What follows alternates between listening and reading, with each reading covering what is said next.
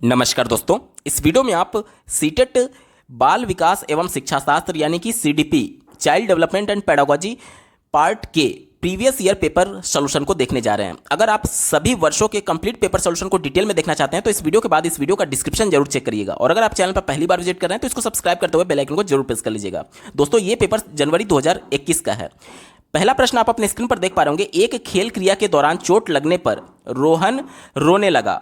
यह देख करके उसके पिता ने कहा, लड़कियों की तरह व्यवहार ना करो, लड़के रोते नहीं हैं। पिता का यह कथन क्या दर्शाता है? ध्यान से समझिएगा। यहां पर लिंग के आधार पर कहीं ना कहीं भेदभाव किया जा रहा है, यानी कि लड़कियों को कमजोर दिखाने की कोशिश की जा रही है उसके पिता के द्वारा, रोहन के पिता के द्वारा। क्यों?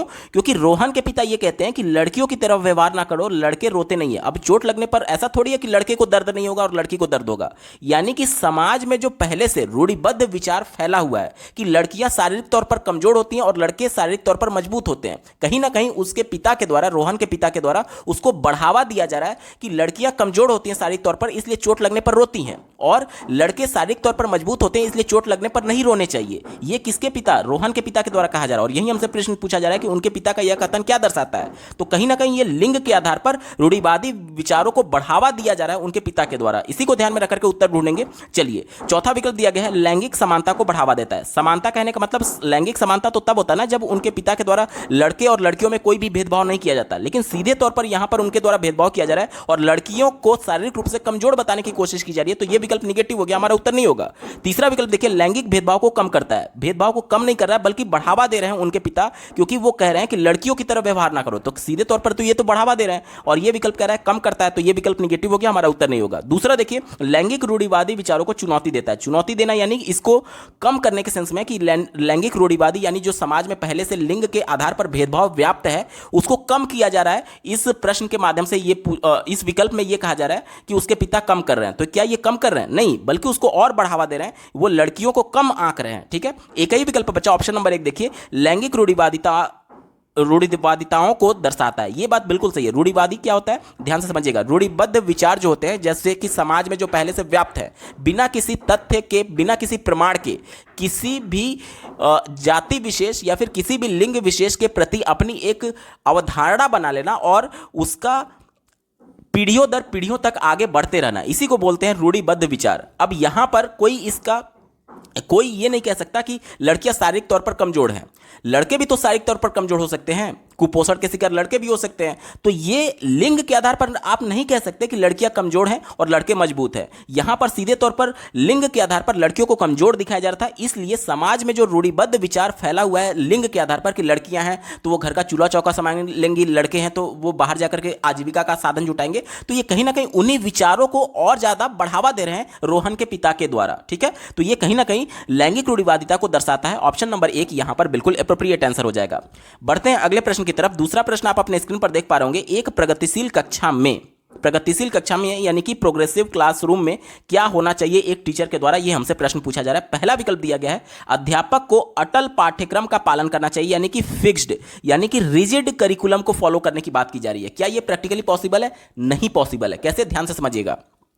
आज हम लोग समावेशी कक्षा की बात करते हैं जिसमें शारीरिक रूप से अक्षम बालक भी है यानी विकलांग बालक भी है, और अधिगम विकार से जूझ रहा बालक भी है जिसमें डिसलेक्सिया, डिसकैलकुलिया, डिसग्राफिया से संबंधित अभ्यर्थी होंगे। इसके अलावा बहुत प्रतिभाशाली बालक भी होगा और बहुत कमजोर बालक भी होगा। सभी बच्चों को एक ही कक्षा में पढ़ाने की बात समावेशी कक्षा करता है। अब मान लीजिए कि कोई एक शारीरिक गतिविधि करानी है बच्चों से, तो जो पैर से विकलांग है वो उस गतिविधि में शामिल नहीं हो सकता। लेकिन यह विकल्प क्या कह रहा है कि फिक्स्ड करिकुलम होना चाहिए, कि अगर पैर से बच्चा विकलांग भी है तो भी उसको करना ही करना है। तो क्या यह प्रैक्टिकली पॉसिबल है? नहीं पॉसिबल है। इसीलिए अटल पाठ्यक्रम की जहां पर भी बात आ जाएगी वो हमेशा निगेटिव हो जाता है। क्यों? क्योंकि हमारा जो करिकुलम होता है वो कहीं ना कहीं फ्लेक्सिबल होना चाहिए, क्योंकि आज हम लोग बाल केंद्रित शिक्षा की बात करते हैं। इंडिविजुअल डिफरेंसेस की वजह से प्रत्येक बच्चा दूसरे बच्चे से अलग है और उसकी जरूरतों के हिसाब से ही करिकुलम तैयार किया जाता है, ना कि आप यूनिवर्सल करिकुलम नहीं बना सकते। ठीक है, तो यह विकल्प निगेटिव हो गया, हमारा उत्तर नहीं होगा।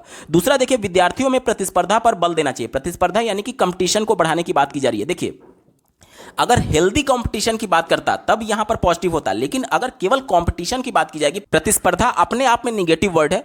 ध्यान से समझिएगा। मान लीजिए कक्षा में 50 बच्चे हैं जिसमें से 10 बच्चे बहुत ज्यादा टैलेंटेड हैं और जब परीक्षा होती है तो वो बहुत ज़्यादा अच्छा अंक पाते हैं, लेकिन जहाँ कमज़ोर बच्चे हैं वो बहुत कम अंक पाते हैं। तो जब कमजोर बच्चे के अंक की तुलना कक्षा में ज़्यादा अंक वाले से की जाएगी तो कहीं ना कहीं जो कमजोर बच्चा है उसके मन में निगेटिविटी आ जाएगी कि एक तो मैं समझ नहीं पा रहा हूँ, ऊपर से कक्षा में मेरी बेइज्जती की जा रही है नंबरों की तुलना कर करके। इसलिए प्रतिस्पर्धा यानी कंपटीशन हमेशा निगेटिव होता है, कभी भी हमारा उत्तर नहीं होगा। चौथा विकल्प देखिए, विद्यार्थियों को उनके अकादमिक अंकों के आधार पर नामांकित करना चाहिए। अकादमिक अंक यानी कि एकेडमिक स्कोर की बात की जा रही है, यानी नंबर के आधार पर बच्चे को अलग अलग कैटेगराइज करना चाहिए, नॉमिनेट करना चाहिए। ये हमसे कहा जा रहा है, लेबल करना चाहिए। यानी कि जो अच्छा अंक पाया हुआ है उसको ए ग्रेड बालक, जो कम अंक पाया उसको बी, और जो उससे भी कम पाया उसको सी ग्रेड। तो देखिए, कभी भी बच्चे को उसकी नंबर के आधार पर, अंकों के आधार पर अगर कोई भी विकल्प बांटने की बात करें, योग्यता के आधार पर बांटने की बात करें, तो वो विकल्प हमेशा निगेटिव होता है।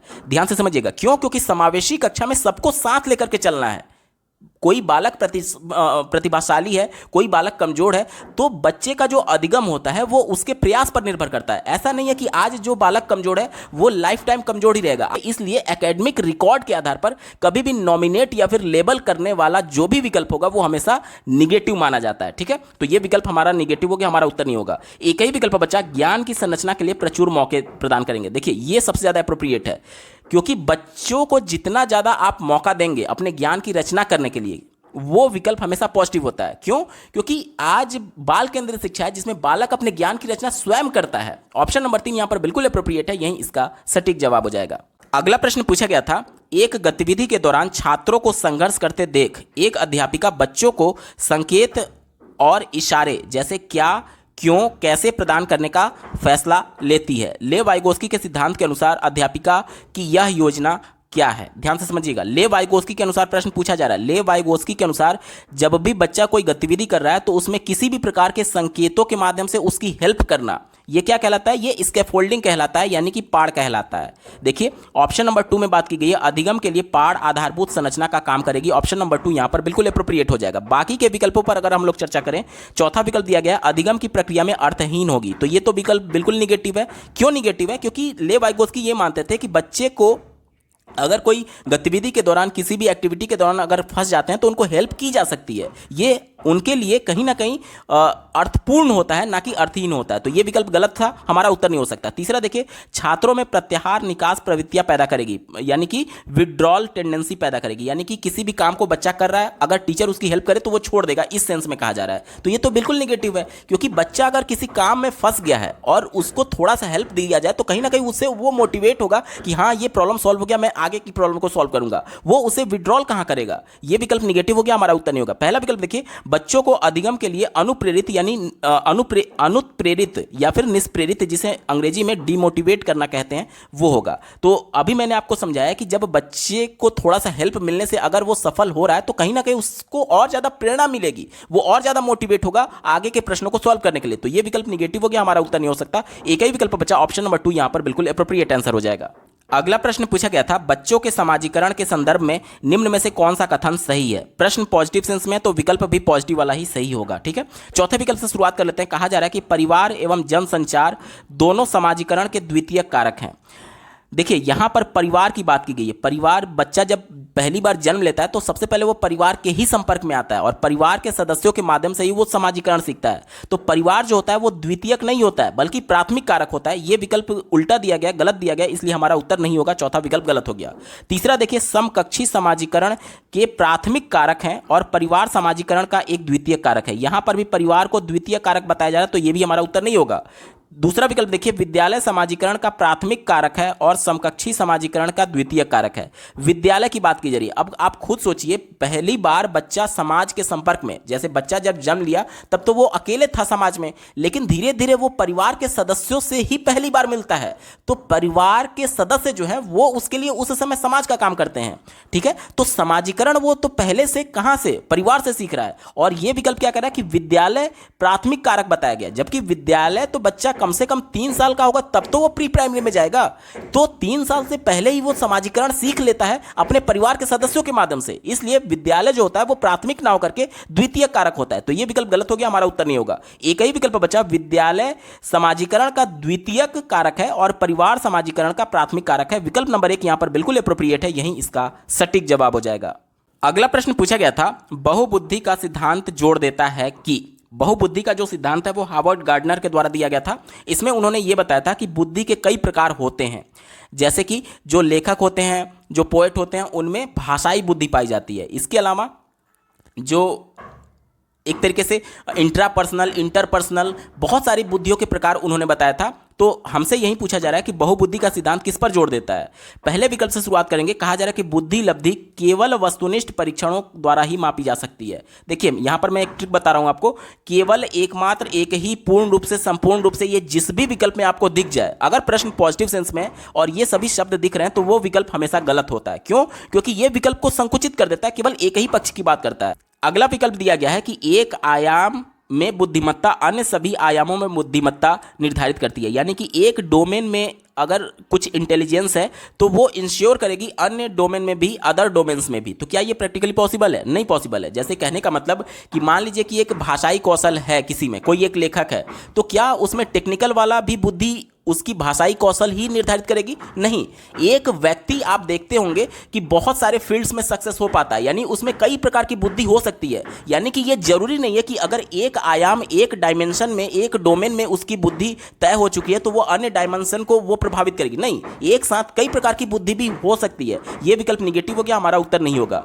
दूसरा देखिए, बुद्धिमत्ता में कोई अधिगम विभिन्नताएं नहीं होती हैं, व्यक्तिगत विभिन्नताएं नहीं होती हैं। तो ये विकल्प बिल्कुल निगेटिव हो गया। अगर व्यक्तिगत विभिन्नता नहीं होती तो तब तो सबकी बुद्धि एक बराबर होती ना।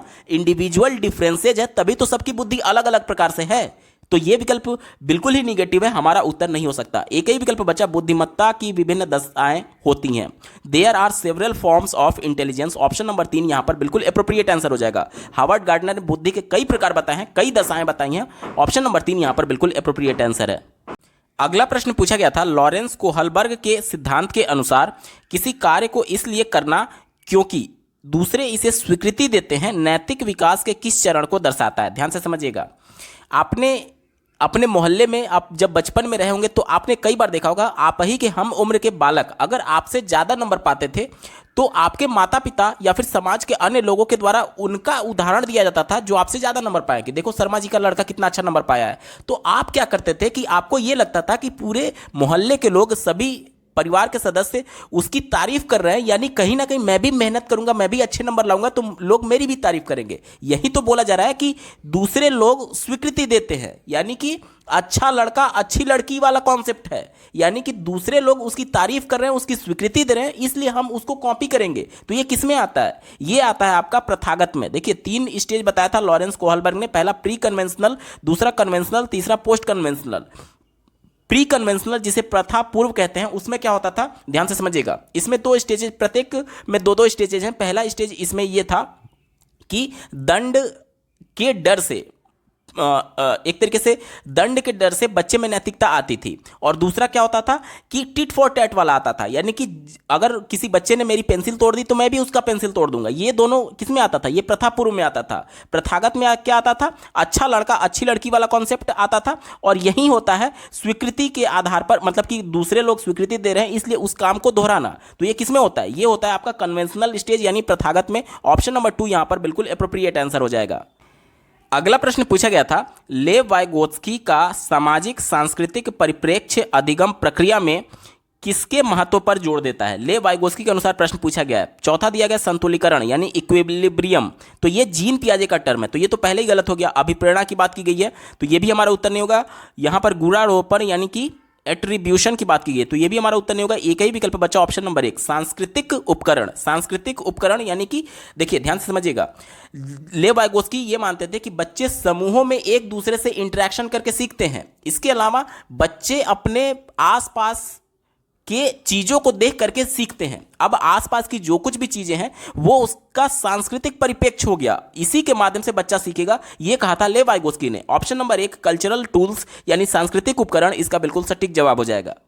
अगला प्रश्न पूछा गया था, जीन पियाजे अपने संज्ञानात्मक विकास के सिद्धांत में संज्ञानात्मक संरचनाओं को किसके रूप में वर्णित करते हैं? ध्यान से समझिएगा, संज्ञानात्मक संरचना क्या होता है?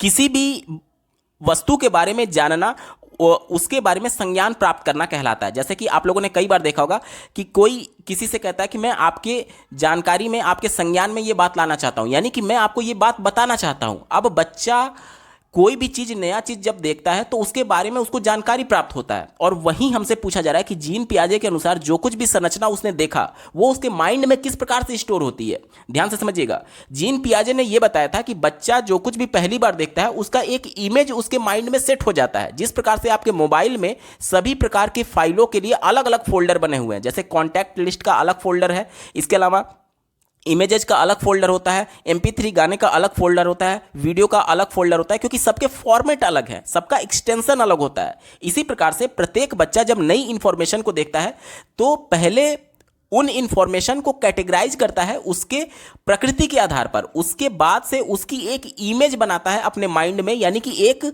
फोल्डर बनाता है, और इसी फोल्डर को उन्होंने नाम दिया था स्कीमा। अब देखिए, जब बच्चा पहली बार परिवार में जन्म लिया तो वो अभी परिवार के किसी भी सदस्य को नहीं पहचानता, यहां तक कि अपनी माता को भी नहीं पहचानता है। लेकिन धीरे धीरे क्या होता है कि उसकी माता का इमेज उसके माइंड में छप जाता है, यानी उसके स्कीमा में सेव हो जाता है। उसके बाद से धीरे धीरे बच्चा जब अपनी माता को अगली बार देखता है तब वो अपने स्कीमा से कंपेरिजन करता है कि क्या ये इस इमेज वाली महिला पहले से मैं इसे जानता हूं, तो उसका माइंड उसे सिग्नल भेजता है कि हाँ, आपके माइंड में इस प्रकार का इस महिला का एक इमेज स्कीमा के तौर पर सेव है, और वो उसका माइंड उसे सिग्नल भेजता है कि ये आपकी माता है। तो ये बताया था उन्होंने, जीन पियाजे ने, कि ये स्कीमा होता है। ठीक है, यानी संज्ञानात्मक संरचनाओं को किस रूप में वर्णित करते हैं, तो ये स्कीमा के रूप में वर्णित करते हैं। ऑप्शन नंबर 4 यहां पर बिल्कुल एप्रोप्रिएट आंसर हो जाएगा। ठीक है, अगला प्रश्न पूछा गया था, जीन पियाजे के संज्ञानात्मक विकास के सिद्धांत में पूर्व संक्रियात्मक अवस्था में विकास का मुख्य गुण क्या होता है। पूर्व संक्रियात्मक अवस्था यानी कि प्री ऑपरेशनल स्टेज की बात की जा रही है। प्री ऑपरेशनल स्टेज में कौन सी प्रॉपर्टी डेवलप होती है, ये हमसे पूछा जा रहा है। ठीक है, चलिए चौथे विकल्प से शुरुआत कर लेते हैं। कहा जा रहा है कि संरक्षण और पदार्थों को क्रमबद्ध करने की क्षमता। तो पूर्व संक्रियात्मक अवस्था का जो एज बताया था वो जीन पियाजे ने 0 से 2 साल बताया था पूर्व संक्रियात्मक अवस्था का। ठीक है, तो 0 से 2 साल का बच्चा क्या पदार्थों को क्रमबद्ध तरीके से लगा सकता है? नहीं लगा सकता। इसके अलावा क्या उसमें संरक्षण की प्रॉपर्टी होती है? संरक्षण का मतलब क्या होता है, देखिए ध्यान से समझिएगा। संरक्षण यानी कि मान लीजिए बच्चे को मैं एक इमेज दिखा रहा हूं, ये त्रिभुज दिखा रहा हूं। बच्चे से अगर मैं पूछा कि बेटा कि ये क्या है, तो अगर मान लीजिए वो बता लिया कि ये कोई एक संरचना है, और अगर बीच से मैं यहां से ऐसे काट दूं, अब अगर मैं बच्चे से पूछूं कि बच्चे पहले वाली संरचना कहां गई, अगर बच्चा ये बता लेता है कि इस लाइन को हटाने पर, देखिए मैं हटा रहा हूं, इस लाइन को हटाने पर हमें पहले वाली संरचना प्राप्त हो जा रही है, यानी कि बच्चे में संरक्षण का गुण आ चुका है। लेकिन ये जो एज होता है, एज बार 0 से 2 साल, ये एज बार ऐसा है कि बच्चे में संरक्षण की प्रॉपर्टी नहीं आ पाती है, तो ये हमारा उत्तर नहीं होगा। ठीक है, चौथा वाला विकल्प नहीं होगा। ठीक है, तीसरा देखिए, कहा जा रहा है कि परिकल्पित निगमनात्मक सोच। ध्यान से देखिएगा, तीसरा विकल्प क्या बोला जा रहा है, हाइपोथेटिकल डिडक्टिव थिंकिंग। अब 2 साल का बच्चा, 0 से 2 साल का बच्चा क्या हाइपोथेटिकली सोच सकता है? हाइपोथेटिकली थिंकिंग क्या होता है कि अगर ये कंडीशन हुआ तो ये ऐसा होगा, अगर ये हुआ तो ऐसा होगा। तो क्या ये बच्चा इतना सोच पाता है? क्योंकि बच्चा जिसमें अमूर्त चिंतन होगी वहीं हाइपोथेटिकल सोच पाएगा, क्योंकि अवस्था उसके सामने मूर्त अवस्था में नहीं है। वो अपने माइंड में परिस्थितियां बना रहा होता है कि अगर ये सिचुएशन हुआ तो इसका क्या प्रभाव पड़ेगा, और अगर ये सिचुएशन होता है तो इसका क्या प्रभाव पड़ेगा। तो ये अमूर्त चीजें हैं जो कि 0 से 2 साल का बच्चा नहीं कर पाएगा। तो ये भी विकल्प निगेटिव हो गया, हमारा उत्तर नहीं होगा। पहला विकल्प देखिए, अमूर्त सोच का विकास। अमूर्त सोच तो सबसे अंतिम वाली अवस्था में जाता है, यानी कि जो अमूर्त संक्रियात्मक अवस्था होता है उसमें आता है। ठीक है, तो ये हमारा उत्तर नहीं होगा। एक ही विकल्प बचा, विचार सोच में केंद्रीकरण। विचार और सोच में केंद्रीकरण यानी कि सेंट्रेशन इन थॉट्स। इसका मतलब क्या हुआ? इसका मतलब ये हुआ कि जब बच्चा कोई एक पॉइंट पर विचार कर पा रहा है तो केवल उसके एक ही आयाम, केवल उसके एक ही डायमेंशन पर ही विचार कर ही पाता है एक बार में। ठीक है, 0 से 2 साल का बच्चा है, तो मान लीजिए कोई वस्तु वो देख रहा है, तो उसके केवल एक ही पक्ष पर वो केवल विचार कर पाता है, सभी पक्षों पर विचार नहीं कर पाता है। ये इसी को बोलते हैं विचार सोच में केंद्रीकरण। ठीक है, इसी को बोलते हैं, और ये 0 से 2 साल की अवस्था में आता है। ऑप्शन नंबर 2 यहां पर बिल्कुल एप्रोप्रिएट आंसर हो जाएगा।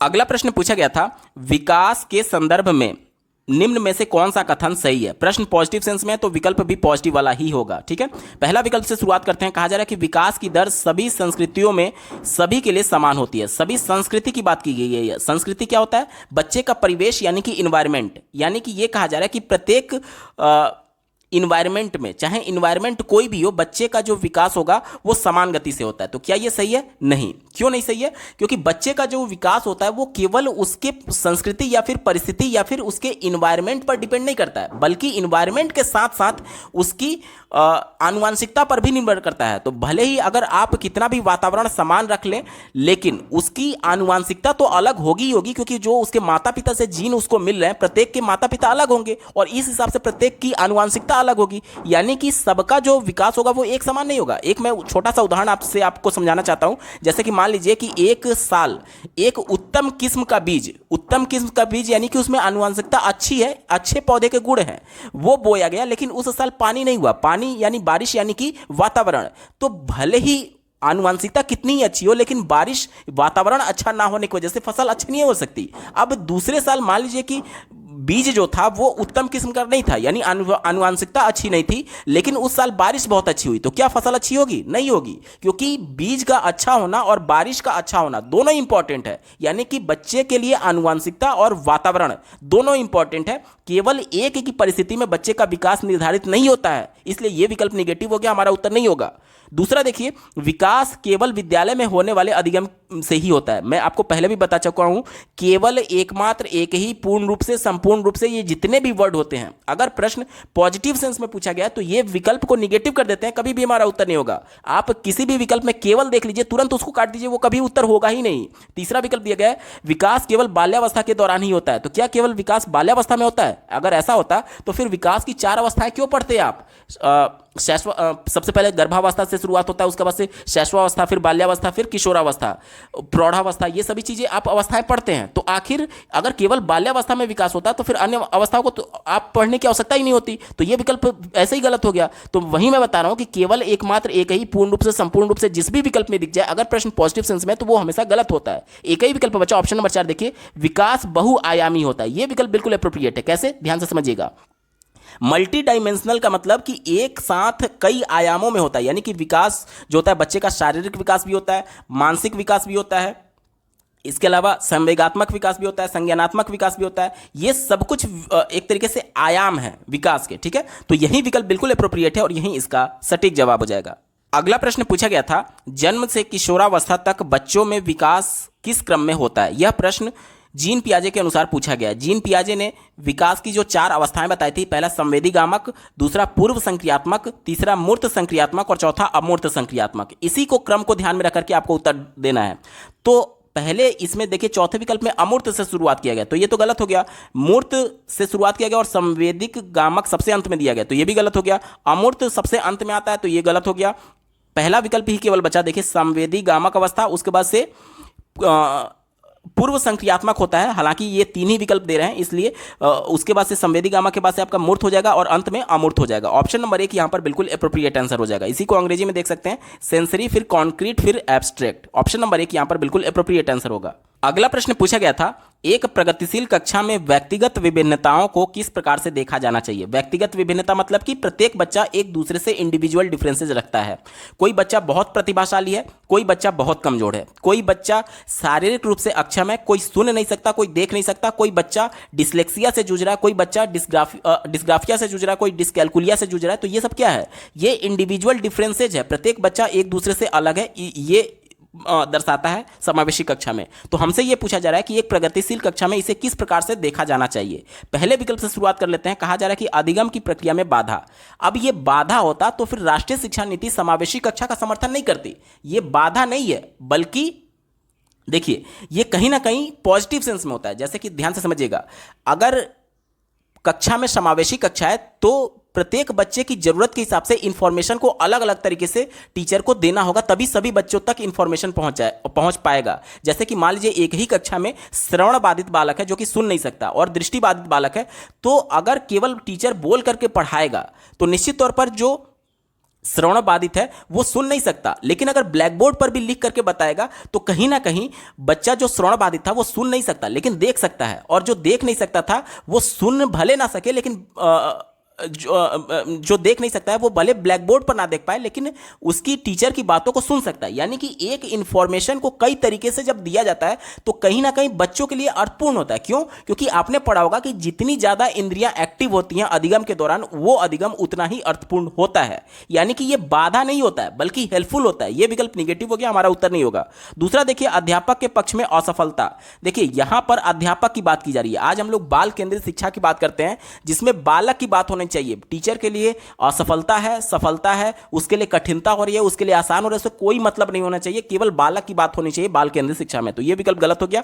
तीसरा विकल्प देखिए, योग्यता आधारित समूह बनाने का मापदंड। देखिए मैं पहले भी बता चुका हूं कि कोई भी ऐसा विकल्प जो कि योग्यता के आधार पर, नंबर के आधार पर, अंक के आधार पर, लिंग के आधार पर, जाति के आधार पर अगर बंटवारा करने की बात करे, समूह बनाने की बात करे तो वो हमेशा निगेटिव होता है। तो यह विकल्प गलत हो गया। एक ही विकल्प बचा, ऑप्शन नंबर 4 देखिए, अध्यापन अधिगम प्रक्रिया की परियोजना के लिए महत्वपूर्ण है। यानी कि ये प्लानिंग करने के लिए, एज ए टीचर प्लान करने के लिए, टीचर लर्निंग प्रोसेस के लिए ये इंपॉर्टेंट होता है। क्यों? ध्यान से समझिएगा। प्रत्येक बच्चा इंडिविजुअल डिफरेंसेज लिए हुए है। कोई बच्चा सुन नहीं सकता, कोई देख नहीं सकता, कोई डिस्कैलकुलिया से जूझ रहा है, कोई डिस्ग्राफिया से जूझ रहा है। तो प्रत्येक बच्चे को किस तरीके से हम बेहतर ढंग से पढ़ा सकते हैं उसके लिए पहले से प्लानिंग तो करनी होगी ना, परियोजना तैयार करनी होगी। और इसी के लिए ये टीचर की कहीं ना कहीं एक तरीके से इंपॉर्टेंट है कि वह किस प्रकार से प्लान करे ताकि सभी बच्चों का अधिगम अर्थपूर्ण तरीके से हो पाए। ये इस प्रकार से देखा जाना चाहिए। ऑप्शन नंबर 4 यहां पर बिल्कुल अप्रोप्रिएट है, यही इसका सटीक जवाब हो जाएगा। अगला प्रश्न पूछा गया था, एक समावेशी कक्षा में किस पर जोर होना चाहिए। चलिए पहले विकल्प से शुरुआत कर लेते हैं। कहा जा रहा है कि प्रदर्शन अभिमुखी लक्ष्यों पर, यानी कि परफॉर्मेंस ओरिएंटेड गोल पर। तो यह विकल्प निगेटिव है। क्यों निगेटिव है? देखिए कक्षा समावेशी है जिसमें प्रतिभाशाली बालक भी है और बहुत कमजोर बालक भी है।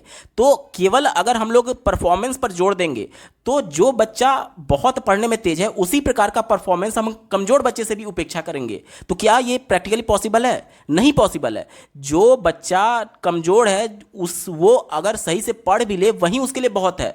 लेकिन आप जबरदस्ती उस पर नहीं थोप सकते कि जिस प्रकार से प्रतिभाशाली बालक प्रदर्शन कर रहा है आप भी उस प्रकार से प्रदर्शन करें। इससे होगा क्या कि एक तो बच्चे के सीखने की गति पहले से कम है, अब उस पर जब आप ज्यादा प्रेशर डालेंगे तो कहीं ना कहीं बच्चे में नेगेटिविटी आ जाएगी। इसलिए उसका जो मन है, वो जो रुचि है पढ़ाई के प्रति, वो धीरे धीरे कम होने लगेगा। जैसे ही रुचि कम होगा उसका इंटरनल मोटिवेशन कम होगा और उसके बाद से वो पढ़ने से भागने लगेगा। इसलिए कभी भी हम लोग परफॉर्मेंस पर जोर नहीं देना चाहिए कि दूसरा बच्चा इस प्रकार से परफॉर्म कर रहा है तो आपको भी परफॉर्म करना चाहिए, क्योंकि ये समावेशी कक्षा है। जाहिर सी बात है प्रत्येक बच्चा एक दूसरे से इंडिविजुअल डिफरेंसेस लिए हुआ है, सभी बच्चे एक समान परफॉर्म नहीं कर सकते। इसलिए परफॉर्मेंस अभिमुखी जो लक्ष्य होगा वो हमेशा निगेटिव माना जाएगा। ठीक है, चलिए दूसरा दिया गया अविभेदी समरूपी निर्देश। निर्देश यानी कि इंस्ट्रक्शन की बात की जा रही है। अब देखिए समावेशी कक्षा है जिसमें कोई ऐसा बालक भी होगा जो सुन नहीं सकता, कोई ऐसा बालक भी होगा जो देख नहीं सकता, कोई ऐसा बालक भी होगा जो चल नहीं सकता, कोई ऐसा बालक भी होगा जो गणित में कमजोर होगा।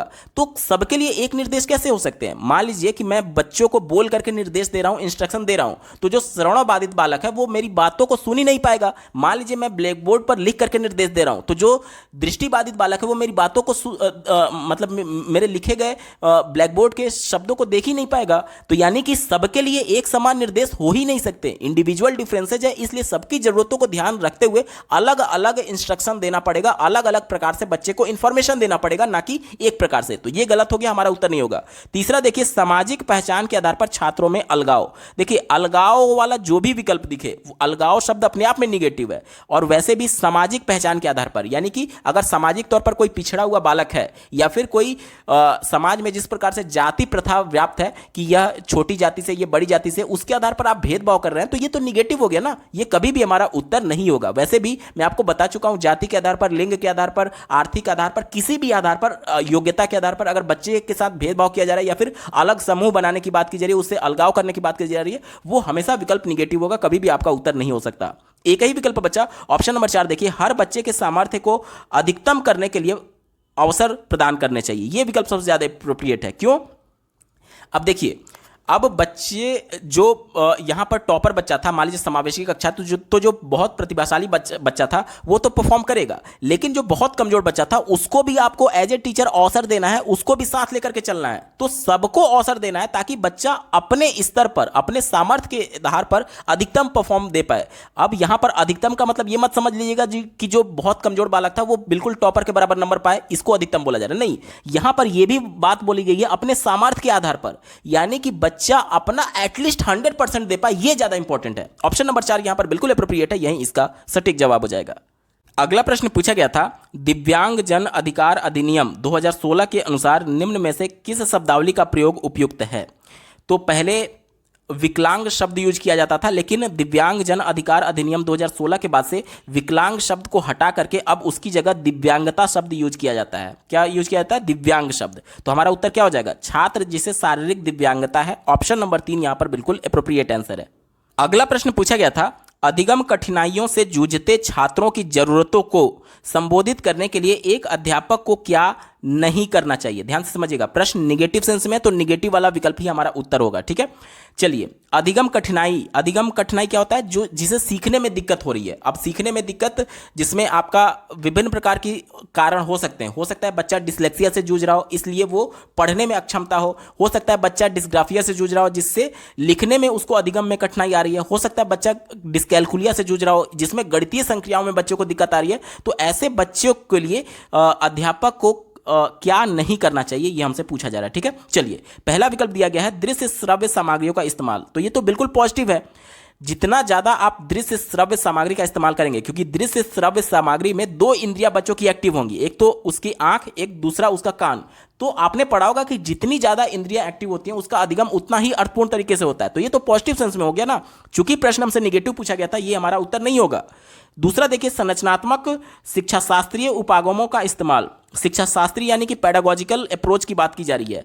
तो ये बात बिल्कुल सही है कि जो बच्चा अधिगम कठिनाई से जूझ रहा है उसके लिए किस प्रकार से अलग अलग पेडागोजिकल मेथड यूज किया जाए ताकि बच्चा अधिगम अर्थपूर्ण कर सके। तो ये तो बात बिल्कुल पॉजिटिव हो गई। तो ये भी हमारा उत्तर नहीं होगा, क्योंकि हमसे निगेटिव वाला पूछा गया था।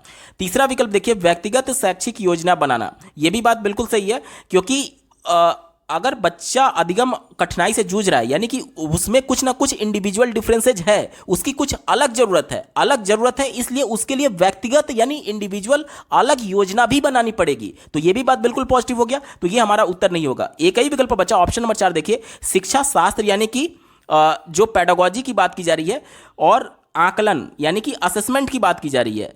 कहा जा रहा है कि जटिल संरचनाओं का प्रयोग करना। तो ये तो बिल्कुल निगेटिव हो गया। क्यों निगेटिव हो गया? एक तो बच्चा वैसे ही कठिनाई महसूस कर रहा है सीखने में, अब उसके लिए कठिन विधि से पढ़ाने की बात की जा रही है। इसके अलावा जो आकलन है उसको और कठिन बनाने की बात की जा रही है। वैसे भी मैं बता दूं कि जिस भी विकल्प में अगर आपको जटिल शब्द दिख जाए, कठिन शब्द दिख जाए और प्रश्न अगर निगेटिव सेंस में, तो ये वर्ड हमेशा निगेटिव होता है। क्योंकि यहां पर प्रश्न भी निगेटिव सेंस में और वर्ड भी निगेटिव दिख गया, तो यही वाला हमारा बिल्कुल एप्रोप्रिएट आंसर हो जाएगा। ऑप्शन नंबर 4 यहां पर बिल्कुल सटीक जवाब है। अगला प्रश्न पूछा गया था, सृजनात्मकता की पहचान का प्रमुख लक्षण क्या है? सृजनात्मकता यानी क्रिएटिविटी के बारे में हमसे पूछा जा रहा है, इसका प्रमुख लक्षण क्या होता है? चलिए, चौथे विकल्प से शुरू करते हैं। दिया गया है असतर्कता यानी कि इनअटेंटिवनेस, यानी कि मान लीजिए किसी प्रश्न को बच्चा सॉल्व करने की कोशिश कर रहा है और वो सतर्क ही नहीं है, एक्टिव ही नहीं है कि क्या इसका रिस्पॉन्स आ रहा है। तो ये तो बिल्कुल गलत हो गया, क्योंकि जो बच्चा क्रिएटिव होता है वो प्रत्येक प्रेक्षण में जो रिजल्ट उसको प्राप्त होता है, हर एक छोटे छोटे रिजल्ट के लिए वो एक्टिव होता है और सतर्क होता है। और ये असतर्क यानी निगेटिव बताया जा रहा है, हमारा उत्तर नहीं होगा। तीसरा देखिए, अति सक्रियता यानी कि हाइपर एक्टिविटी की बात की जा रही है। देखिए, बच्चा जब अति सक्रिय होगा तो हो सकता है कि वो ध्यान ही ना लगा पाए किसी बात पर। आप लोगों ने देखा होगा कि जो बच्चे बहुत कम ध्यान लगा, एक अधिगम विकार भी है अति सक्रियता ध्यान न्यूनता, यानी कि बच्चा बहुत ज्यादा फालतू के कामों में अति सक्रिय रहता है, जबकि जिस पर फोकस करना चाहिए उस पर फोकस नहीं रहता है। तो सृजनात्मकता में क्या होता है कि बच्चा अगर किसी प्रश्न को मौलिक विचारों के माध्यम से सॉल्व करने की कोशिश कर रहा है तो उसका पूरा फोकस उस प्रश्न पर होना चाहिए, ना कि किसी दूसरे काम पर अति सक्रिय नहीं होना चाहिए। कि ऐसा नहीं होना चाहिए कि अचानक से कुछ खट्टे सेव आ जाए, तुरंत उसका ध्यान उधर चला गया। क्योंकि जब बच्चा अति सक्रिय रहेगा तो उसका मन जो है वो चारों तरफ घूमता रहता है, विचलित करता रहता है। तो ये कहीं ना कहीं निगेटिव हो गया।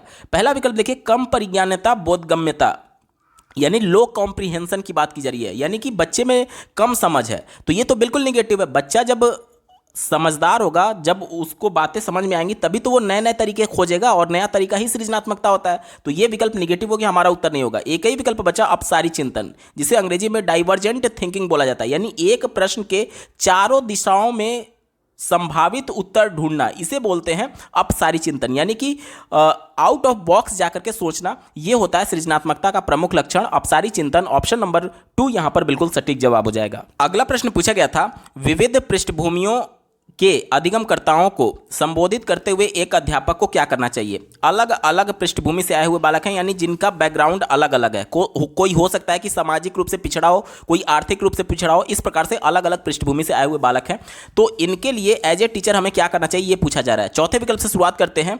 ऐसे कथनों का इस्तेमाल करना चाहिए जो नकारात्मक रूढ़िबद्ध धारणाओं को मजबूत करे। तो ये तो पहले ही देखने में आपको निगेटिव लग रहा है, ये कभी भी हमारा उत्तर नहीं होगा, क्योंकि प्रश्न चूंकि पॉजिटिव सेंस में पूछा गया। नकारात्मक रूढ़िबद्ध धारणा क्या होता है? जैसे कि देखिए, हमारे समाज में कई प्रकार से नकारात्मक चीजें पहले से फैली हुई थी कि बच्चियों की पहले शादियां क्या होता था, बहुत कम उम्र में कर दिया जाता था, जिससे उनके ऊपर सामाजिक दबाव आ जाता था। तो कहीं ना कहीं ये चीज़ें गलत थी, जिसका लोगों ने विरोध किया। और अब हमारे देश में कानून है कि कोई भी अपनी बेटी की शादी एक निश्चित उम्र के बाद ही कर पाएगा। तो ये क्या था? ये नकारात्मक रूढ़िबद्ध को मजबूत नहीं किया गया, बल्कि उसको कमजोर करना चाहिए। और ये विकल्प क्या कह रहा है कि जो कुरीतियां हैं, जो नकारात्मक रूढ़िबद्ध विचार हैं, उनको मजबूत करने की बात कर रहा है। तो ये विकल्प नेगेटिव हो गया, हमारा उत्तर नहीं हो सकता। तीसरा देखिए, सभी के लिए मानकीकृत आकलनों का इस्तेमाल करना चाहिए। मानकीकृत यानी कि स्टैंडर्डाइज्ड असेसमेंट की बात कर रहा है। जो भी विकल्प किसी मानक की बात करेगा वो हमेशा निगेटिव होगा। क्यों निगेटिव होगा? क्योंकि जब कक्षा समावेशी है, जिसमें प्रत्येक बच्चा एक दूसरे से अलग है, तो हम एक मानक असेसमेंट कैसे कर सकते हैं? हम एक ही आकलन विधि से सभी बच्चों का आकलन कर ही नहीं पाएंगे। क्योंकि मान लीजिए कि अगर मैं पेपर पेंसिल पर परीक्षा ले रहा हूं, तो जो दृष्टिबाधित है वो कैसे परीक्षा दे पाएगा? अगर मान लीजिए मैं मौखिक परीक्षा के माध्यम से परीक्षा लेने की कोशिश कर रहा हूं, तो जो श्रवण बाधित है वो मेरे प्रश्नों को सुन करके कैसे आंसर दे पाएगा? यानी कि मानकीकृत परीक्षण हो ही नहीं सकता। सबकी जरूरतों के हिसाब से अलग अलग तरीके के परीक्षण होने चाहिए, ना कि मानकीकृत। ये विकल्प निगेटिव हो गया, हमारा उत्तर नहीं होगा। पहला विकल्प देखिए, विविधता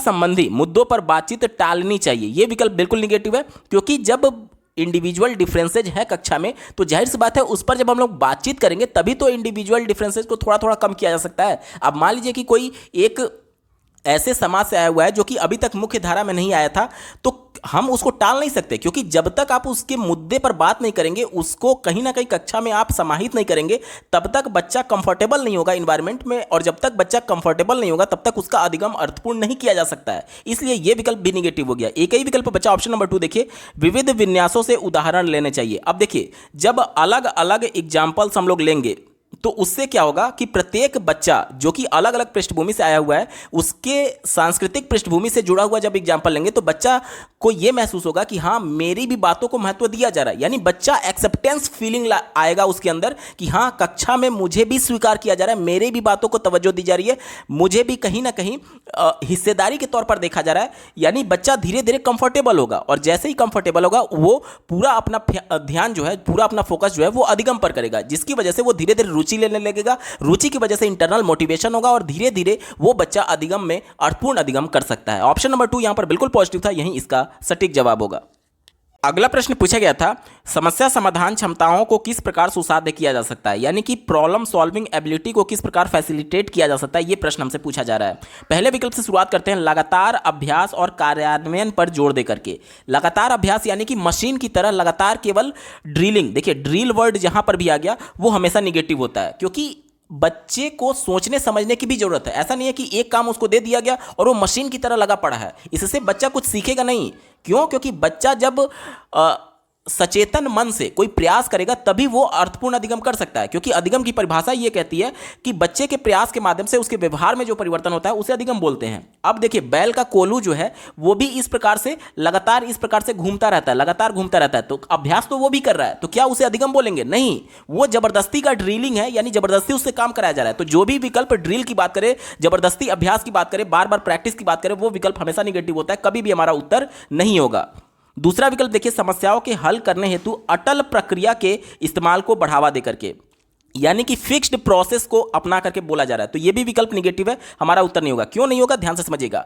आज हम लोग बच्चों में क्रिएटिविटी की बात करते हैं, सृजनात्मकता की बात करते हैं। अब मान लीजिए एक प्रॉब्लम है जिसके सॉल्व करने की 2 विधि है। अब इन दोनों विधि से प्रॉब्लम सॉल्व नहीं हो पा रही है, तो मैं एज ए स्टूडेंट तीसरा कोई विधि अपनाना चाहूंगा, मेरी अपनी खुद की मौलिक विचारों के माध्यम से। अब अगर मैं अड़ा रहूं, अटल रहूं कि नहीं, जो दो प्रोसेस मुझे पता है मैं उसी से सॉल्व करूंगा, तो कि क्या कभी वो प्रॉब्लम सॉल्व हो पाएगा? नहीं हो पाएगा। यानी कि जितनी ज्यादा प्रोसेस हो सकते हैं मेरे मौलिक विचारों के माध्यम से मैं सबको ट्राई करूंगा। मैं अटल थोड़ी रहूंगा, मैं फिक्स थोड़ी रहूंगा कि जिस विधि से मुझे आता है उसी से मैं केवल सॉल्व करूंगा। जब मुझे पता है कि इस विधि से सॉल्व नहीं हो पाएगा तो मैं रिजिड क्यों रहूंगा? मैं फ्लेक्सिबल होऊंगा उस प्रोसेस को लेकर के। तो जो भी विकल्प अटल प्रक्रिया, फिक्स प्रोसेस की बात करें, वो हमेशा निगेटिव होता है। ऑप्शन नंबर 4 देखिए, विद्यार्थियों में डर की भावना पैदा करके। यहां पर देखिए, डर जो है, फियर जो है, वो एक इमोशन है और बच्चे का जो इमोशन होता है उसके संज्ञान को पूरी तरीके से प्रभावित करता है। अगर इमोशन पॉजिटिव होगा तो उसके संज्ञान को पॉजिटिव तौर पर प्रभावित करेगा, और अगर इमोशन निगेटिव होगा तो उसके संज्ञान को निगेटिव तौर पर प्रभावित करेगा। यहां पर डर जो है वो निगेटिव इमोशन है, जिसकी वजह से बच्चे का जो अधिगम है वो निगेटिव तौर पर प्रभावित हो जाएगा। इसलिए यह विकल्प निगेटिव हो गया, हमारा उत्तर नहीं होगा। एक ही विकल्प बचा, ऑप्शन नंबर 3 देखिए, समरूपों के इस्तेमाल को बढ़ावा देकर के, यानी कि इंकरेजिंग यूज ऑफ एनालॉजीज।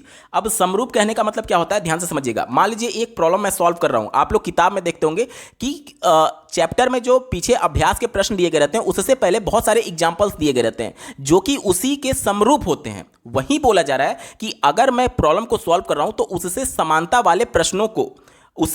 वाले प्रश्नों का अगर मैं इस्तेमाल करूंगा, उसके उदाहरण को देख करके कि वो किस प्रकार से सॉल्व किया गया, तो कहीं ना कहीं मैं उस प्रॉब्लम को सॉल्व कर पाऊंगा। यही केवल एक विकल्प पॉजिटिव है और यही इसका सटीक जवाब हो जाएगा।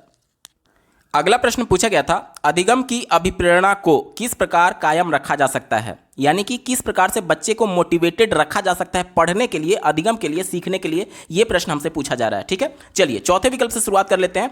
यंत्रवत याद करने पर जोर दे करके। कोई भी विकल्प जो कि रटने पर, याद करने पर जोर दे, वो हमेशा निगेटिव होता है, क्योंकि राष्ट्रीय शिक्षा नीति 2020 और एनसीएफ 2005 दोनों ये कहती है कि बच्चे अपने ज्ञान का निर्माण करते हैं, ना कि रटते हैं। तो यह विकल्प निगेटिव हो गया, हमारा उत्तर नहीं होगा। तीसरा देखिए, बच्चे को बहुत आसान क्रियाकलाप दे करके। देखिए, अब बच्चे की जो मानसिक स्थिति है उसी के हिसाब से तो आप क्रियाकलाप देंगे।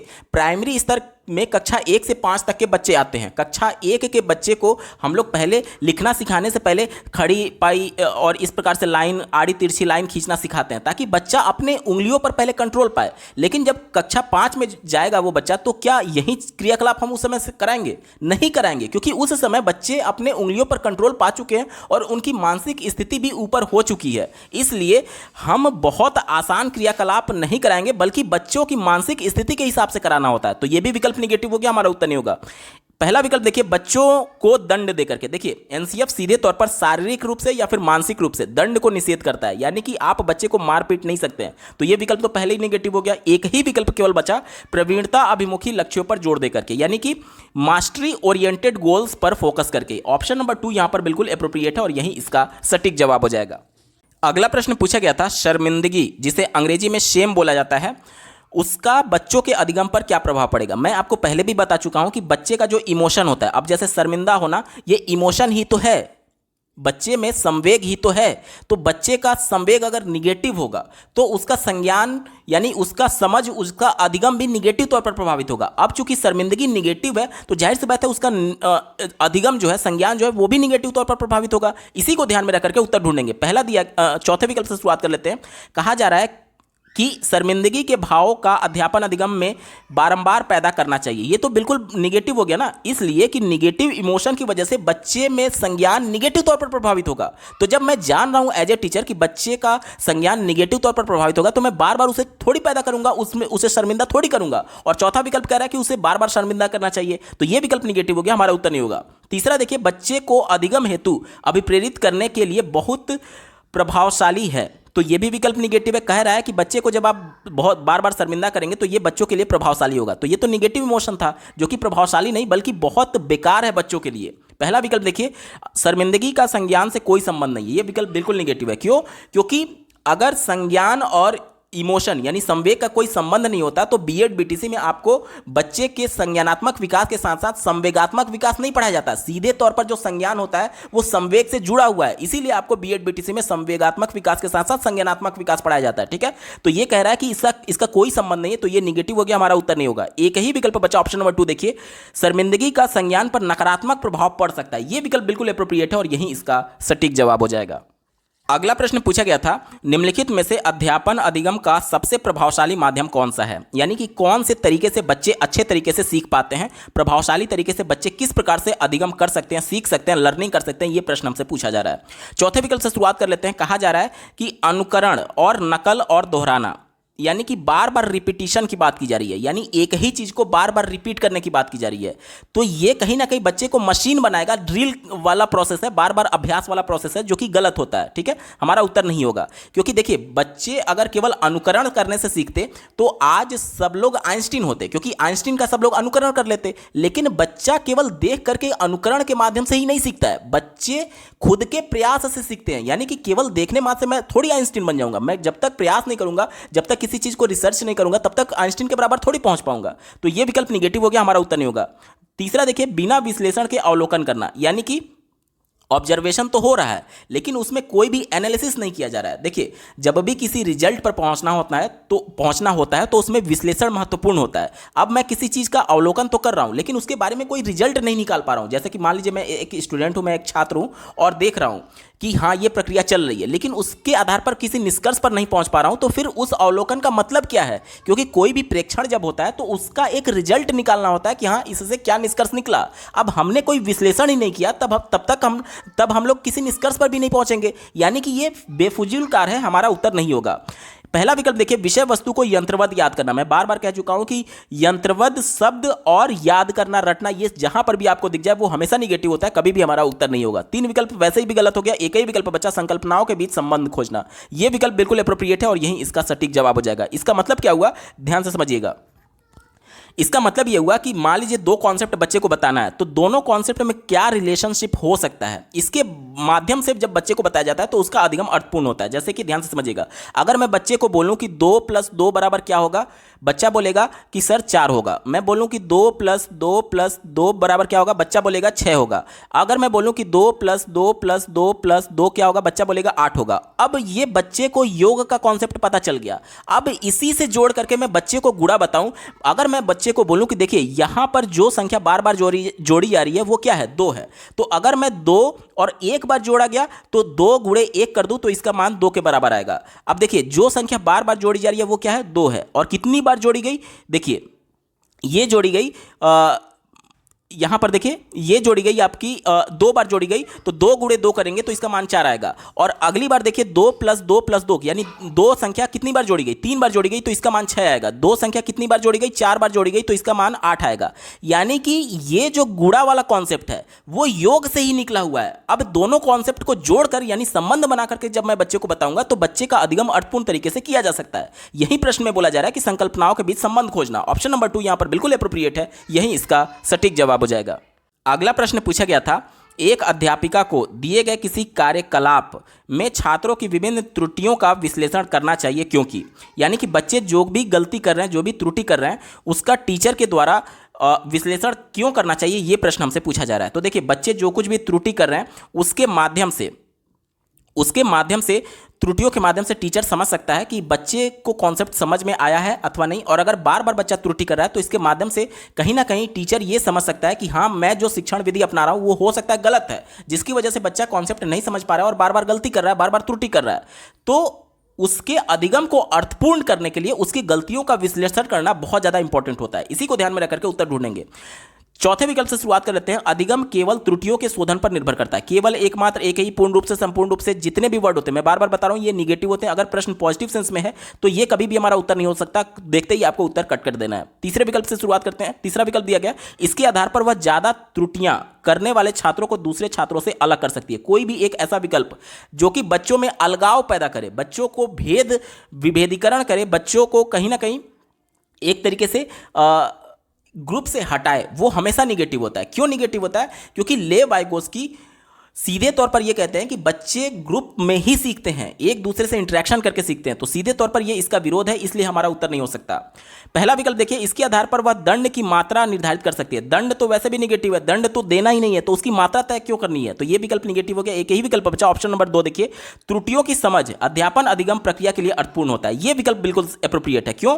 अभी मैंने आपको समझाया कि त्रुटियों को समझ करके टीचर समझ सकता है कि बच्चे को कॉन्सेप्ट समझ में आया है नहीं, या फिर बार बार अगर त्रुटि कर रहा है तो टीचर समझ सकता है कि जो मैं शिक्षण विधि अपना रहा हूं वो हो सकता है त्रुटिपूर्ण है या फिर गलत है, बच्चे के लिए अप्रोप्रिएट नहीं है, जिसकी वजह से बच्चे को कॉन्सेप्ट नहीं समझ में आ रहा है और बार बार बच्चा गलती कर रहा है। यानी कि कहीं ना कहीं अध्यापन अधिगम प्रक्रिया के लिए वो इस माध्यम से समझ सकता है कि मैं शिक्षण विधि जो अपना रहा हूं वो बच्चों के लिए अप्रोप्रिएट है अथवा नहीं। तो ऑप्शन नंबर 2 यहां पर बिल्कुल अप्रोप्रिएट है, पॉजिटिव होगा और यही इसका सटीक जवाब है।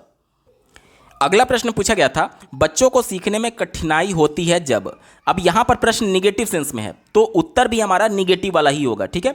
चौथे विकल्प से शुरुआत कर लेते हैं, विषय वस्तु को बहुरूपों में प्रस्तुत किया गया हो, यानी कि बहुत मल्टीपल वेज में प्रस्तुत करने की बात की जा रही है। तो ये तो बहुत अच्छा है ना, पॉजिटिव है। मान लीजिए एक किसी भी कॉन्सेप्ट को मैं एक तरीके से प्रेजेंट कर रहा हूं, अगर उसको फिर से अलग तरीके से प्रेजेंट किया जाए तो वो तो बच्चे, अभी मैंने आपको बताया कि जितनी ज़्यादा इंद्रियां बच्चे की एक्टिव रहेंगी उतना ज़्यादा बच्चा अच्छे तरीके से सीख सकता है। अगर किसी कॉन्सेप्ट को मैं सिर्फ बोल करके बता रहा हूं और उसी को स्मार्ट बोर्ड के माध्यम से बच्चे को रिप्रेजेंट करके दिखा भी रहा हूं तो कहीं ना कहीं बच्चा उसे देख भी सकता है और सुन भी सकता है। तो जितनी ज़्यादा तरीकों से बच्चे को इंफॉर्मेशन को रिप्रेजेंट किया जाता है वो उसके लिए उतना अधिगम अर्थपूर्ण करता है। तो ये तो चूंकि पॉजिटिव सेंस में है और प्रश्न हमसे निगेटिव सेंस में पूछा गया था तो ये हमारा उत्तर नहीं हो सकता। तीसरा देखिए, अधिगम सामाजिक संदर्भ में हो, ये बात बिल्कुल सही है। एनसीएफ 2005 सीधे तौर पर यह कहता है कि बच्चों से के परिवेश से जोड़ करके और उसके दैनिक जीवन से जोड़ करके शिक्षा दी जानी चाहिए।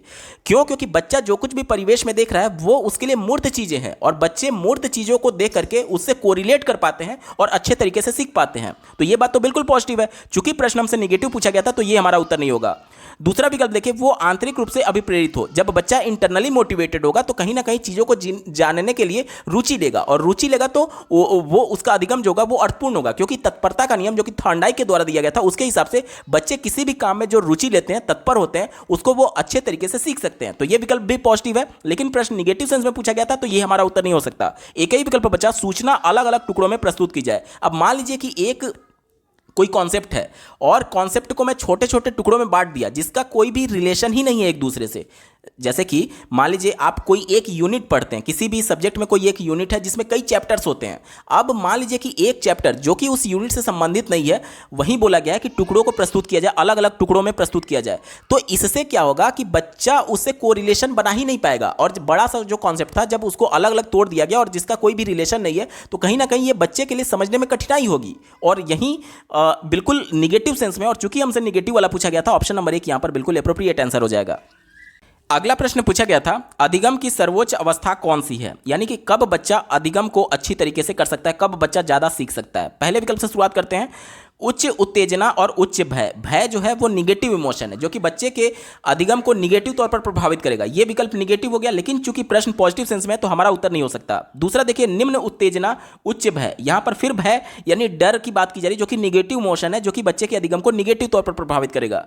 चौथा विकल्प देखिए, कोई उत्तेजना नहीं कोई भय नहीं। ये भी निगेटिव है। क्यों निगेटिव है? देखिए, भय तो कोई डर नहीं है तो ये तो ठीक है, बच्चे में डर नहीं होना चाहिए, यहां तक तो पॉजिटिव था। लेकिन कहा जा रहा है कि कोई उत्तेजना नहीं, यानी बच्चा बिल्कुल ही निष्क्रिय है। अब देखिए, बच्चा जब सक्रिय रहेगा तभी तो कुछ अपना प्रयास करेगा कुछ सीखने के लिए। जब बच्चा निष्क्रिय है तो प्रयास ही नहीं करेगा। अधिगम की परिभाषा ही ये कहती है कि बच्चे के प्रयास के माध्यम से उसके व्यवहार में जो परिवर्तन होता है उसे अधिगम बोलते हैं। जब बच्चा प्रयास ही नहीं कर रहा है, कोई उत्तेजना ही नहीं है, तो वो कहां कुछ सीखेगा। तो ये भी विकल्प निगेटिव हो गया। एक ही विकल्प बचा, ऑप्शन नंबर 3 देखिए, संतुलित उत्तेजना और कोई भय नहीं। यानी कि उत्तेजना होनी चाहिए लेकिन वो एक मॉडरेट वे में होना चाहिए। ऐसा भी नहीं कि बहुत ज्यादा उत्तेजना हो कि बच्चा अति क्रियाशील है, जहां ध्यान नहीं भी जाना चाहिए वहां भी ध्यान चला जा रहा है तो वो अति क्रियाशील में चला गया, तो वो भी निगेटिव है। और बहुत कम उत्तेजना है तो वो भी निगेटिव है। यानी कि एक बैलेंस्ड वे में होना चाहिए कि बच्चा प्रयास भी करे और फालतू कामों में अपना ध्यान भी ना भटकाए। यानी कि संतुलित वे में होना चाहिए उत्तेजना और भय नहीं होना चाहिए। ऑप्शन नंबर 3 यहां पर पॉजिटिव और यही इसका सटीक जवाब हो जाएगा।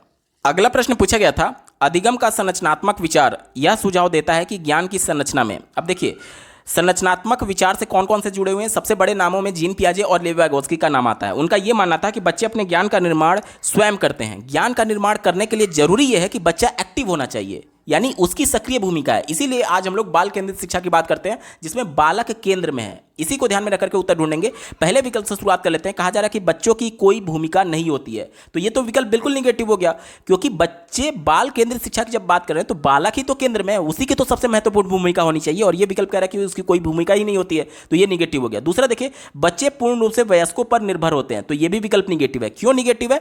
कंस्ट्रक्टिविज्म ये कहता है कि बच्चे अपने ज्ञान का निर्माण स्वयं करेंगे, यानी बच्चे सीखने के लिए बड़ों पर निर्भर नहीं है। कहने का मतलब यह है कि अगर बड़ों पर निर्भरता होता तो ऐसा होता कि बड़े जो कुछ भी कर रहे हैं या फिर जो कुछ भी उनको इन्फॉर्मेशन दे रहे हैं बच्चे उसको हूबहू एक्सेप्ट कर लेते थे, लेकिन ऐसा नहीं होता है। देखिए, बच्चे पेन ड्राइव थोड़ी है कि कंप्यूटर में लगाया और डेटा ट्रांसफर हो गया, नहीं, बच्चे के सक्रिय भागीदारी होगी, साथ ही साथ बच्चे खुद करके सीखते हैं। ठीक है, तो ये विकल्प निगेटिव हो गया। चौथा विकल्प देखिए, बच्चे पूर्ण रूप से पाठ्य पुस्तकों पर निर्भर होते हैं, तो ये भी विकल्प निगेटिव है।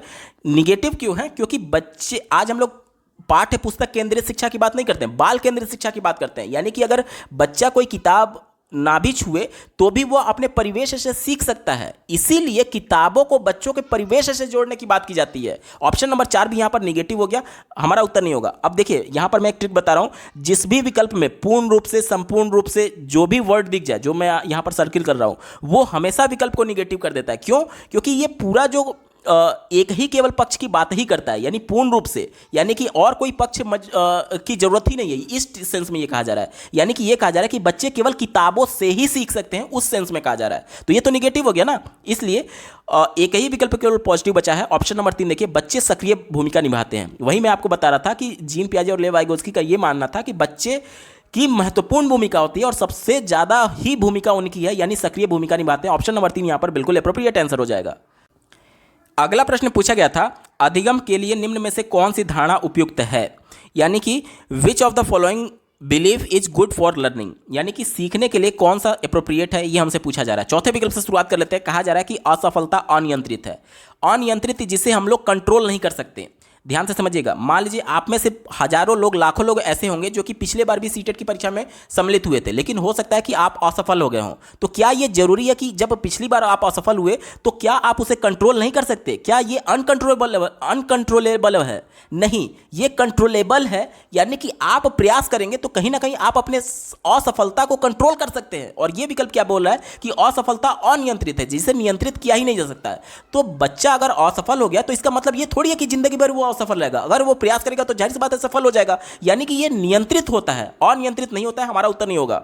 तीसरा देखिए, प्रयासों से कोई फर्क नहीं पड़ता। अधिगम की परिभाषा ही ये कहती है कि बच्चे के प्रयास के माध्यम से उसके व्यवहार में जो परिवर्तन होता है उसे अधिगम बोलते हैं, यानी प्रयास बहुत ज्यादा इंपॉर्टेंट है। और ये कह रहा है कि प्रयास का कोई फर्क ही नहीं पड़ता है, तो ये भी विकल्प बिल्कुल निगेटिव हो गया, हमारा उत्तर नहीं होगा। दूसरा देखिए, योग्यता अटल है, यानी कि एबिलिटी जो है वो फिक्स है। अगर ऐसा होता तो बच्चा जो कुछ भी जन्म के समय जो उसको एबिलिटी मिल चुकी है वो फिक्स हो जाता लाइफ टाइम के लिए। ऐसा नहीं होता है। आप लोगों ने देखा होगा कि जितने भी बड़े साइंटिस्ट हैं वो बचपन में कितने कमजोर रहे होंगे, आप लोगों ने उनकी जीवनी पढ़ी होगी तो आपको पता चलेगा। तो यहां पर अगर फिक्स रहता कि योग्यता, तो वो इतने बड़े साइंटिस्ट थोड़ी होते। तो योग्यता जो होती है वो बदलती रहती है। क्यों? क्योंकि योग्यता हमारे प्रयास पर निर्भर करता है। आज अगर मैं योग्य नहीं हूं, लेकिन भविष्य में जाकर के 2 साल बाद अगर मैं प्रयास करने लगूं तो मैं योग्य बन सकता हूं। यानी कि ये फिक्स नहीं होता है, अटल नहीं होता है। एक ही विकल्प बचा, ऑप्शन नंबर 1 देखिए, योग्यता सुधार्य है, यानी कि एबिलिटी जो होता है उसे इंप्रूव किया जा सकता है अपने प्रयासों के माध्यम से। ऑप्शन नंबर 1 यहां पर बिल्कुल एप्रोप्रिएट है, यही इसका सटीक जवाब हो जाएगा। अगला प्रश्न पूछा गया था, निम्न में से कौन सी परिपाटी विद्यार्थियों में संकल्पनात्मक समझ में बढ़ोतरी करने में सहायक है? संकल्पनात्मक समझ यानी कॉन्सेप्चुअल अंडरस्टैंडिंग में कौन सा बढ़ोतरी करेगा, ये हमसे पूछा जा रहा है। पहले विकल्प से शुरुआत कर लेते हैं। कहा जा रहा है कि प्रतिस्पर्धा आधारित प्रतिस्पर्धाएं। देखिए, कंपटीशन की बात की जा रही है। जो भी विकल्प केवल कंपटीशन की बात करेगा, हेल्दी कंपटीशन रहता है तो वो पॉजिटिव होता है, लेकिन अगर केवल कंपटीशन की बात करेगा तो वो हमेशा निगेटिव होता है। क्योंकि इंडिविजुअल डिफरेंसेस की वजह से हम एक बच्चे की दूसरे से तुलना कर ही नहीं सकते हैं, कभी भी नहीं कर सकते हैं, क्योंकि प्रत्येक बच्चा एक दूसरे से अलग है। अब मान लीजिए कि एक बच्चा श्रवण बाधित है जो सुन नहीं सकता, दूसरा बच्चा दृष्टि बाधित है जो देख नहीं सकता। मैं एक दूसरे में कैसे कंपेरिजन करूंगा, कैसे एक दूसरे से कंपटीशन करा पाऊंगा? प्रैक्टिकली पॉसिबल ही नहीं है। इसलिए अगर केवल प्रतिस्पर्धा दिया गया है तो वो हमेशा निगेटिव होता है। दूसरा देखिए, पाठ्य पुस्तक केंद्रित शिक्षा शास्त्र, ये भी निगेटिव है, क्योंकि आज हम लोग बाल केंद्रित शिक्षा की बात करते हैं। बच्चों को किताबी कीड़ा नहीं बनाना है, बल्कि बच्चे अपने खुद से करके सीखेंगे, अपनी सक्रिय भागीदारी से सीखेंगे। तीसरा देखिए, बारंबार परीक्षाएं, यानी कि बार बार केवल एग्जामिनेशन ही लिया जा रहा है, तो यह भी विकल्प निगेटिव है। देखिए, सतत और व्यापक मूल्यांकन आप लोगों ने पढ़ा होगा राष्ट्रीय शिक्षा नीति 2020 में। इसका मतलब यह कतई भी नहीं है कि बच्चे की बार बार परीक्षा ली जाए। सतत व्यापक मूल्यांकन का मतलब यह होता है कि बच्चे जो कुछ भी गतिविधि कर रहे हैं या फिर कक्षा में जो कुछ भी पढ़ाया जा रहा है उसी दौरान उसका मूल्यांकन होते रहे। जरूरी नहीं है कि परीक्षा के माध्यम से, हो सकता है बच्चों को प्रश्न पूछ करके उसका मूल्यांकन कर दिया जाए। तो बार बार परीक्षा हमेशा निगेटिव होता है, कभी भी हमारा उत्तर नहीं होगा। एक ही विकल्प बचा, ऑप्शन नंबर 4 देखिए, अन्वेषण और संवाद। अन्वेषण को हम लोग क्या बोलते हैं? Inquiry and dialogue. देखिए बच्चा जब जन्म लेता है तो उसमें बहुत ज़्यादा क्यूरियोसिटी रहती है, उसमें बहुत ज़्यादा चीज़ों को जानने की इच्छा रहती है, इसलिए वो बार बार प्रत्येक बार प्रश्न पूछता है कि ये कैसे होता है, वो कैसे होता है, ये ऐसा क्यों है, वो ऐसा क्यों है। तो राष्ट्रीय शिक्षा नीति और एनसीएफ 2005 दोनों अन्वेषण खोज करने पर जोर देते हैं। ऑप्शन नंबर 4 यहाँ पर बिल्कुल अप्रोप्रिएट है और यही इसका सटीक जवाब हो जाएगा। और वैसे भी आप संवाद देख रहे हैं, यानी कम्युनिकेशन की बात की जा रही है, जो कि लेव वाइगोत्स्की के अनुसार सीधे तौर पर यह पॉजिटिव है। क्यों? क्योंकि लेव वाइगोत्स्की ने कहा था कि बच्चे ग्रुप में एक दूसरे से इंटरेक्शन करके, संवाद करके, कम्युनिकेशन करके ही सीखेंगे। ऑप्शन नंबर 4 यहाँ पर बिल्कुल अप्रोप्रिएट आंसर हो जाएगा।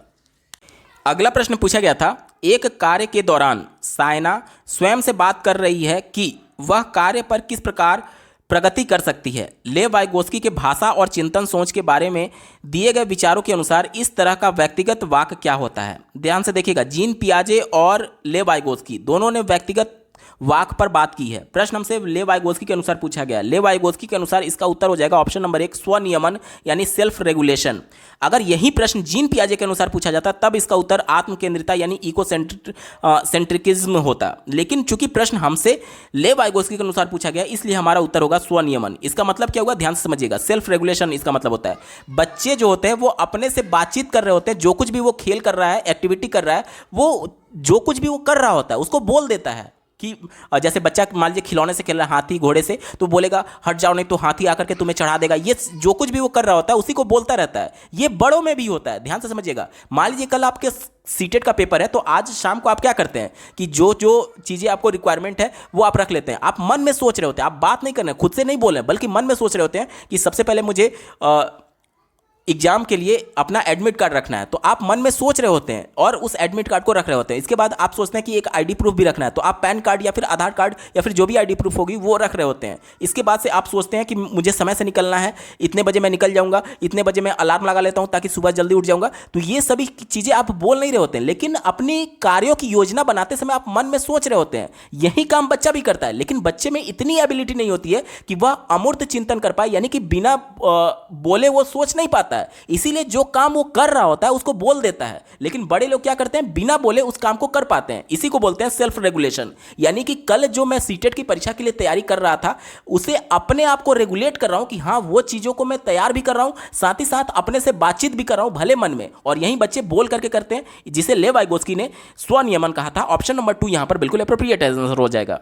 अगला प्रश्न पूछा गया था, मूल्यांकन पद्धतियों का लक्ष्य क्या होना चाहिए, यानी कि बच्चे का असेसमेंट क्यों करना चाहिए। ये हमसे प्रश्न पूछा जा रहा है। बच्चे का असेसमेंट इसलिए करना चाहिए राष्ट्रीय शिक्षा नीति के अनुसार और एनसीएफ के अनुसार कि बच्चा जो कुछ भी सीख रहा है क्या वो सही से सीख पा रहा है या नहीं, बच्चे को कहीं कठिनाई तो नहीं है। तो इन सभी चीज़ों को जानने के लिए और बच्चे की ज़रूरत क्या है, जैसे कि मान लीजिए, ध्यान से समझिएगा, समावेशी कक्षा में प्रत्येक बच्चे की जरूरत अलग अलग है। अब कोई बच्चा जो देख नहीं सकता उसके लिए जरूरत क्या है, ब्रेल लिपि की जरूरत है। कोई बच्चा सुन नहीं सकता उसके लिए क्या जरूरत है कि हम उसको स्मार्ट बोर्ड के माध्यम से कुछ विजुअल क्लिप्स दिखा करके बताएं। यानी कि प्रत्येक बच्चे की जरूरत अलग अलग है और उस जरूरतों को जानने के लिए हमें बच्चे का असेसमेंट करना होगा कि बच्चे को क्या कठिनाई आ रही है और उस कठिनाई को दूर करने के लिए बच्चे की क्या आवश्यकता है, यानी क्या जरूरत है। इसी को ध्यान में रख करके उत्तर ढूंढेंगे। पहले विकल्प से शुरुआत कर लेते हैं। कहा जा रहा है कि बच्चों को नामांकित करने में, कहा यह जा रहा है नामांकित करने का मतलब यह हो गया कि लेबलिंग करने में, कि तुम ए ग्रेड के बालक हो, तुम बी ग्रेड के बालक हो, तुम सी ग्रेड के बालक हो। जैसे बहुत जो पढ़ने में तेज है उसे ए ग्रेड बोलना, जो बहुत कमजोर है उसे सी ग्रेड बोलना। तो नहीं, मूल्यांकन का मतलब ये कतई भी नहीं है। देखिए, योग्यता के आधार पर बांटने की बात जब भी करें या फिर किसी को नामांकित करने की बात करें योग्यता के आधार पर, वो हमेशा निगेटिव होता है, कभी भी हमारा उत्तर नहीं हो जाएगा। दूसरा देखिए, योग्यता आधारित समूहों में विद्यार्थियों को विभाजित करना, मैं बार बार कह रहा हूं बांटना, और वो भी योग्यता के आधार पर, वो हमेशा निगेटिव होता है। चौथा विकल्प देखिए, पुरस्कार वितरण हेतु उच्च अंक प्राप्त करने वाले विद्यार्थियों की पहचान करना, यह भी निगेटिव है। क्यों निगेटिव है? क्योंकि आप अंक के आधार पर बच्चे को पहचान करने के लिए परीक्षा नहीं लेते हैं, बल्कि इसलिए लेते हैं ताकि बच्चे की क्या जरूरत है, उसको क्या दिक्कत आ रही है जिसकी वजह से वो सीख नहीं पा रहा है, उस जरूरतों को जानने के लिए, उन दिक्कतों को जानने के लिए आप बच्चे का मूल्यांकन कर रहे होते हैं। एक ही विकल्प बचा ऑप्शन नंबर 3 देखिए, विद्यार्थियों की जरूरतों एवं आवश्यकताओं की पहचान करना। ऑप्शन नंबर 3 यहां पर बिल्कुल एप्रोप्रिएट है, यही इसका सटीक जवाब हो जाएगा। अगला प्रश्न पूछा गया था, बच्चों के विकास की व्यक्तिगत विभिन्नताओं को किस प्रकार प्रतिरोपित किया जा सकता है, यानी कि बच्चों का विकास किस पर निर्भर करता है। सीधे तौर पर प्रश्न ये हमसे पूछा जा रहा है। पहला प्रश्न, पहला विकल्प दिया गया केवल आनुवांशिकता पर, दूसरा केवल पर्यावरण पर। मैं पहले भी बता चुका हूं, केवल एकमात्र एक ही, पूर्ण रूप से, संपूर्ण रूप से, ये जितने भी वर्ड होते हैं विकल्प को निगेटिव कर देते हैं, कभी भी हमारा उत्तर नहीं होगा। चूंकि प्रश्न पॉजिटिव सेंस में, इसलिए ये हमारा उत्तर नहीं हो सकता। और वैसे भी मैंने आपको इसी पेपर में कुछ समय पहले एक उदाहरण दिया था कि बच्चे का जो विकास होता है वो उसकी आनुवंशिकता के साथ साथ उसके पर्यावरण पर भी निर्भर करता है। मैंने आपको उदाहरण दिया था बीज वाला और बारिश वाला। मान लीजिए कि बीज उत्तम किस्म का है लेकिन बारिश नहीं हुई तो भी फसल अच्छा नहीं होगा। मान लीजिए बारिश बहुत अच्छी हुई, बीज उत्तम किस्म का नहीं है तो भी अच्छा फसल नहीं होगा। यानी कि बीज क्या है, उसमें आनुवांशिक गुण है अच्छे पौधे का, और बारिश क्या है, वातावरण। दोनों इंपॉर्टेंट है, दोनों में से किसी के भी एक के एब्सेंस के कंडीशन में फसल अच्छी नहीं होगी, और अगर दोनों एब्सेंस है तो भी फसल अच्छी नहीं होगी। यानी कि देखिए क्या कहा जा रहा है, ना आनुवांशिकता और ना पर्यावरण, यानी दोनों एब्सेंस है। तो इसलिए यह भी गलत हो गया। एक ही विकल्प बचा ऑप्शन नंबर 4, देखिए आनुवांशिकता एवं पर्यावरण की पारस्परिकता पर। ऑप्शन नंबर 4 यहां पर बिल्कुल अप्रोप्रिएट है और यही इसका सटीक जवाब हो जाएगा। दोस्तों ये पेपर पूरा सॉल्व हो चुका है और बहुत मेहनत लगती है। दोस्तों आप कमेंट के माध्यम से जरूर बताइएगा आपको मेरा प्रयास कैसा लगा, क्योंकि आपका कमेंट ही मुझे मोटिवेट करेगा ऐसे ही महत्वपूर्ण वीडियो लाने के सेंस में। अगर आप प्रीवियस ईयर सभी वर्षों के सभी शिफ्टों के सभी सब्जेक्ट्स के कंप्लीट पेपर सोल्यूशन के साथ साथ सभी सब्जेक्ट्स के कंप्लीट पेडागोजी को डिटेल में पढ़ना चाहते हैं तो इस वीडियो के बाद इस वीडियो का डिस्क्रिप्शन जरूर चेक करिएगा। और अगर आप चैनल पर पहली बार विजिट कर रहे हैं तो इसको सब्सक्राइब करते हुए बेल आइकन को जरूर प्रेस कर लीजिएगा। इस वीडियो को देखने के लिए आपका बहुत बहुत धन्यवाद। भगवान करे आपका दिन शुभ हो।